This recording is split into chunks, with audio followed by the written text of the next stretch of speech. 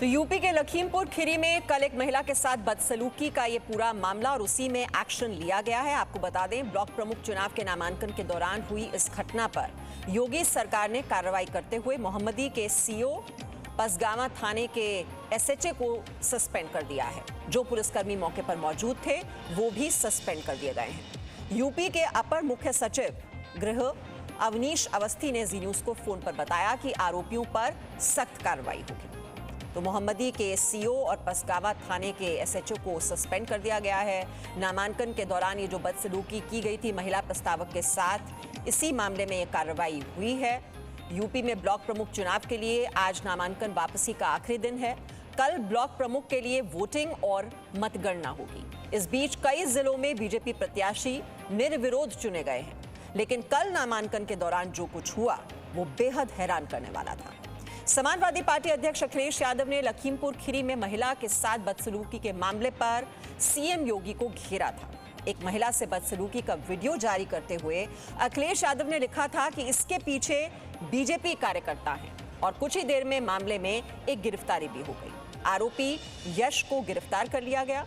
अलीगढ़ के थाना इगलास इलाके में ब्लॉक प्रमुख के नामांकन के दौरान समाजवादी पार्टी के नेताओं की पुलिस से झड़प हो गई। झड़प के दौरान समाजवादी पार्टी के नेता सरकार के खिलाफ नारेबाजी करते हुए दिखे।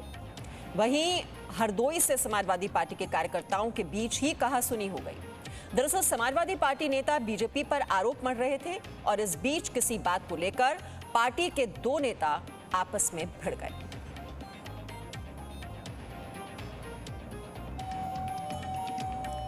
तो यूपी में ब्लॉक प्रमुख चुनाव में जो हिंसा हुई है उसी मामले में गिरफ्तारी हुई है। जो मुख्य आरोपी है यश, उसकी गिरफ्तारी हो गई है। हालांकि एक की तलाश अभी भी जारी है। तो लखीमपुर खीरी में जो आरोपी है यश वर्मा, उसकी गिरफ्तारी हो गई है और अन्य आरोपियों की तलाश में पुलिस की 4 टीमें लगी हुई हैं। ये बीजेपी कार्यकर्ताओं पर महिला से अभद्रता का आरोप लगा। पसगवा ब्लॉक में महिला प्रस्तावक से उसका पर्चा छीन लिया गया, उसके साथ बदतमीजी की गई, बदसलूकी की गई। अखिलेश यादव से मिली समाजवादी पार्टी के नेता, पीड़ित महिला नेता ने इंसाफ की मांग की। इस घटना ने एसपी का शासन कल याद दिला दिया। ये बात मायावती की ओर से कही गई और ये भी कहा गया कि ये दरअसल जो कुछ भी समाजवादी पार्टी कर रही है ये महज दिखावा है। 11 जुलाई को 826 ब्लॉक में एसपी का प्रदर्शन होगा। 11 जुलाई को समाजवादी पार्टी राज्यपाल को ज्ञापन सौंपेगी। तो सबसे पहले आपको उस पीड़ित महिला की बात सुनाते हैं कि आखिर उनके साथ हुआ क्या था। क्या हुआ था उस समय, किस बात पर इतना पूरा विवाद हुआ, कौन लोग थे जिन्होंने आपके साथ यह अभद्रता की? रेखा वर्मा सांसद के लोग गुंडों ने मेरे साथ ऐसा व्यवहार किया। आप क्या करने जा रही थी वहाँ पर?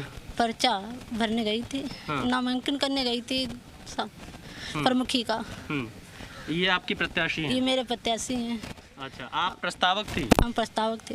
तो क्या कुछ कहासुनी भी हुई थी? क्या कह रहे थे जो लोग वहाँ पर थे? जो वहाँ हम जब पहुँचे तो वहाँ उनकी रेखा वर्मा और सांसद के गुंडों बहुत सारे थे और हमसे कहते अंदर मत जाओ। हम लोग घुस गए गेट के अंदर, ये घुस गए, हम बाहर ही रहे और मेरे साथ न्याय किया। और क्या पुलिस के पास गए आप? पुलिस, हम तो चिल्लाते, पुलिस मेरे पास कोई आई नहीं। सारे पुलिस वाले वहाँ खड़े थे, बहुत सारे। पुलिस को शिकायत की इस घटना के बाद आपने? जब चिल्ला तो रही थी और क्या करें, और वो कहीं 100-150 आदमी हमका पुलिस के पास जाते, हम तो खड़े थे, चिल्लाते थे। कोई आप पुलिस वाला हो, क्या कहेंगे पुलिस से? चिल्ला तो रही, कोई आया नहीं। बाद में मुकदमा लिखा गया, पंजीकरण एफआईआर हो गई है? हाँ, एफआईआर हो गई। आप प्रत्याशी हैं जी। आपका पर्चा दाखिल हो पाया या नहीं वहाँ पर? नहीं, नामांकन दाखिल हो गया था, नामांकन कराने गए हुए थे और वो आरओ को पर्चा दे दिया। आरओ से पर्चा लेकर रेखा वर्मा के गुंडों ने फाड़ दिया और मेरा पर्स वगैरह छीन लिया और खूब झगड़ा किया और यही सब करते रहे, चले गए वहाँ से। आप लोग अखिलेश यादव से मुलाकात कर चुके हैं यहाँ पर? हाँ, कर चुके हैं। क्या कहा अखिलेश यादव ने? उन्होंने कहा न्याय दिलाएंगे। आप इनके साथ में आए हैं? जी हाँ जी। जी, क्या कहा अखिलेश यादव ने मुलाकात में? नहीं, इन्होंने सिंपली कहा कि ये हमारी बहनें हैं और इन्होंने जो संघर्ष किया है पार्टी के लिए, पार्टी इसको हमेशा याद रखेगी और ये केवल आज के लिए नहीं बल्कि जब भी ज़रूरत होगी। मतलब सबसे बड़ी चीज़ है कि उन्होंने कहा कि ये पार्टी की संघर्षशील बहन है और पार्टी इनको भूलेगी नहीं, जो भी जब भी कोई ज़रूरत होगी। मतलब एक तरीके से पूरी जिम्मेदारी मानी राष्ट्रपति जी ने इन लोग के लिए। तो समाजवादी पार्टी के जिस नेता से लखीमपुर खीरी में कल ये बदसलूकी हुई थी, आज उसने लखनऊ में पार्टी अध्यक्ष अखिलेश यादव से मुलाकात की। आपने सुना भी, अभी वही महिला बता रही थी उसके साथ क्या हुआ। अखिलेश यादव ने जी न्यूज से एक्सक्लूसिव बातचीत में कहा कि यूपी में जो कुछ हो रहा है वो सीएम योगी के इशारे पर हो रहा है। उत्तर प्रदेश के लखीमपुर में पंचायत चुनाव को लेकर जो हिंसा हुई है उस पर अखिलेश यादव काफी हमलावर हैं।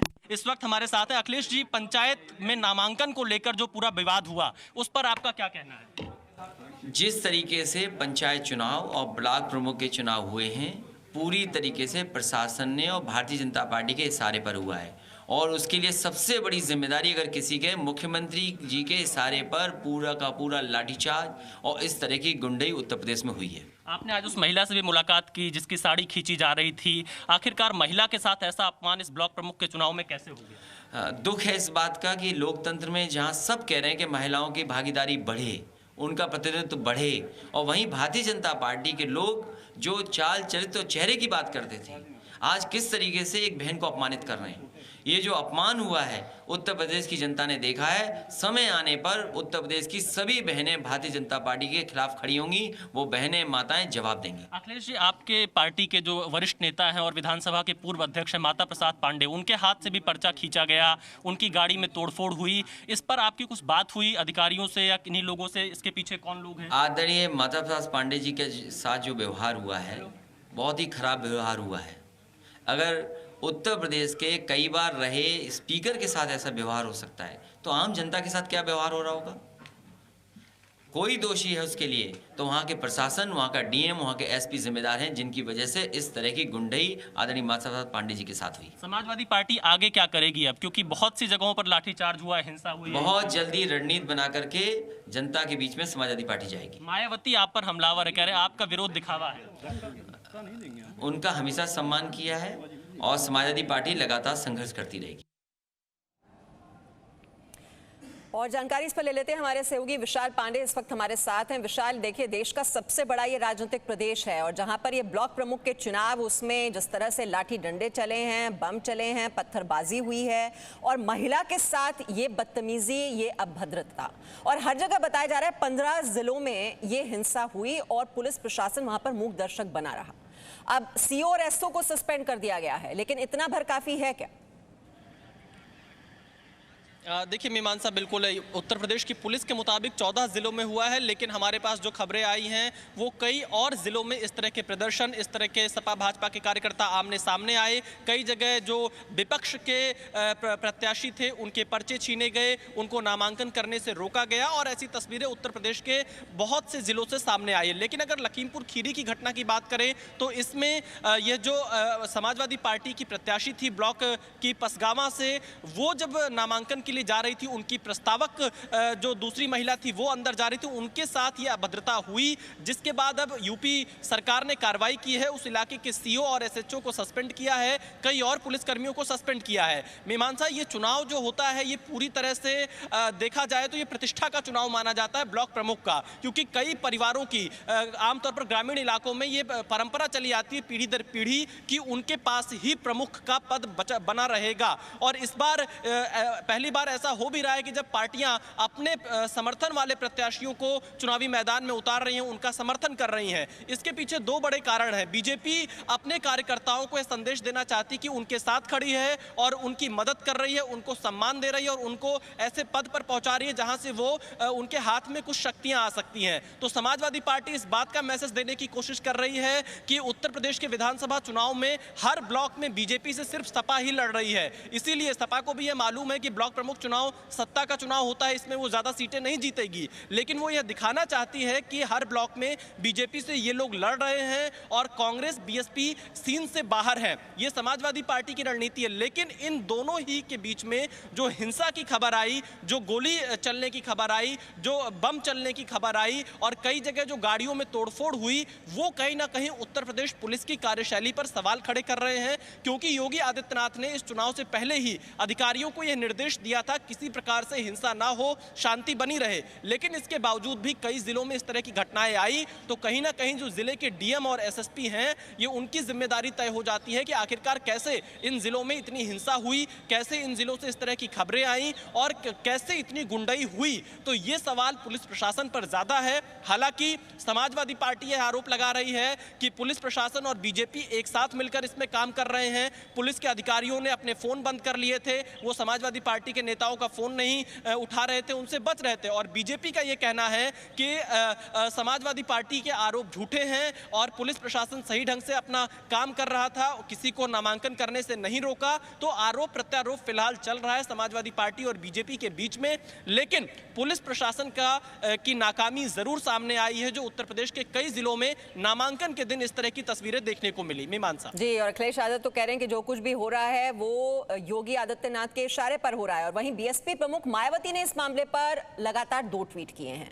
मायावती ने लिखा कि यूपी पंचायत चुनाव में भाजपा द्वारा पहले जिला पंचायत अध्यक्ष व अब ब्लॉक प्रमुख के चुनाव के दौरान भी सत्ता व धनबल का घोर दुरुपयोग व हिंसा आदि जो हो रही है, वो सपा शासन की ऐसी अनेकों यादें ताजा कराता है। इसीलिए बीएसपी ने इन दोनों अप्रत्यक्ष चुनावों को नहीं लड़ने का फैसला लिया।